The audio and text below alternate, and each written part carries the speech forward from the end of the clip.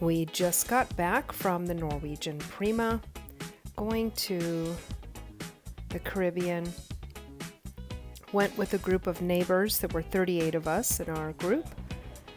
We are the newbies on the block, so this was good to kind of get to know people. You can see we have sweatshirts on because it was cold in Florida. It was a little chilly. Check-in was a breeze, and when you get on the ship, you'll find these screens located by all of the elevators or lifts, and they have your freestyle daily, which tells you what's happening, dining options, where you are on the ship as well, and the arrows on the carpet tell you which direction you're going in the hallways. So that's pretty helpful. We did get an inside cabin, and we were pleasantly surprised. We did have a balcony on the last ship we were on, so we were concerned, but this had ample storage space, a large flat screen TV with some free movies, several documentaries, plenty of storage in the bathroom. You might need help from the room steward to figure out how to use the hot and the cold. Once we figured it out, we were okay. And the room steward also showed us how to retrieve messages from the phone. You have to press 3333 because the directions they give by the phone don't work with the phone. It was a little confusing. The shower was large, and you have plenty of closet space. There's hangers, hooks, plenty of outlets around the room, LED lighting. So you don't really need extra lighting to bring with you or extension cords. At least for us, we did not.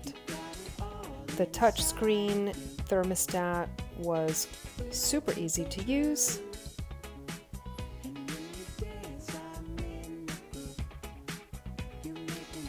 And again, outlets are everywhere. We did ask for a coffee maker to be brought to the room because they don't automatically provide that. That was free. We did not have to pay for that.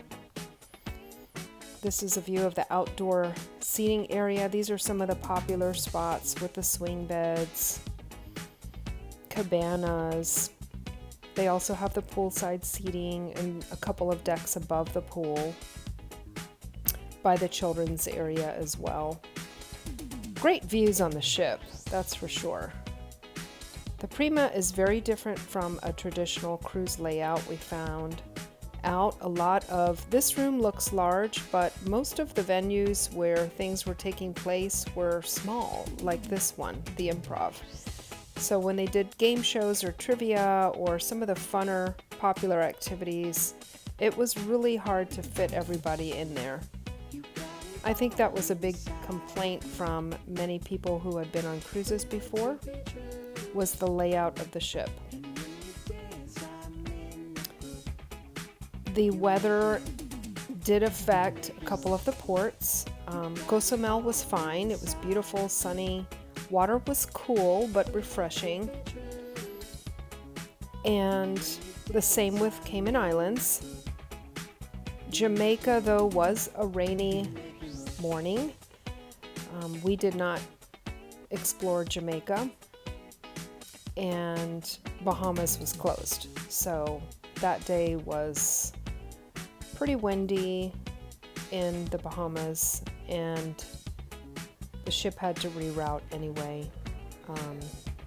It was windy on the ship. This is a sunny day, and you can see the pool is packed. This is deck 17. This is the observation room, also on deck 17, a popular spot. This was a sunny spot, which was nice, but most of the area in the observation room is pretty cold. So bring something warm to wear for that. This is a very small section of the buffet, the salad bar and the pizza area. Everything was fresh. Salad bar was small, but it was good. And I didn't have better footage to show you of the full buffet area, but this is the Indulge Food Hall, which is on deck 8. You have to walk through the local bar and grill to get to this section. And this is pretty cool. We did love this. We were here often. Some of the menu items get changed out every day, so you have a variety.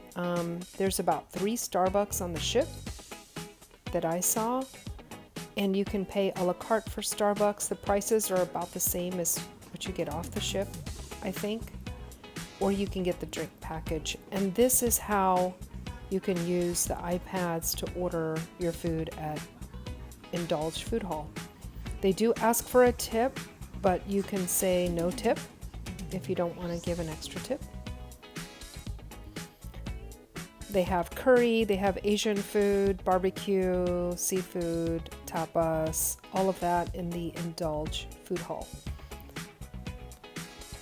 So it was great.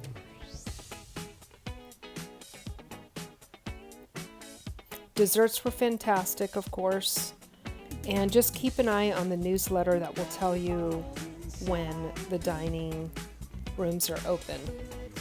This is the disco night that they had. That was fun. This is not a show, this is just a disco dancing night. And also this is the sensorium, which everyone wore white to. And they wore glow-in-the-dark type of clothing as well. So this is not a recording of an actual show on board the ship. This is the public dancing area that they held inside the Prima Theater. Most of the dancing, though, they typically do by the pool deck. This was also inside during Sensorium. This is us having a great time. When we had to reroute the ship because of weather in the Bahamas, this is what the deck looked like. It was empty. Nobody was outside, minus a few people here and there. It was very cold. I think a couple people took advantage of the hot tub because the deck and the pools were empty, but you can see how windy it was. This is the sunnier side of the ship here. And yes, we did feel the ship rock a little, but I did not get sick on the ship. They did have to cancel one of the shows this week that we were on the ship. And that's why it's good to bring games, bring some activities. Don't just bring 1 or 2 things. Prepare yourself with the right clothing as well, and things to do.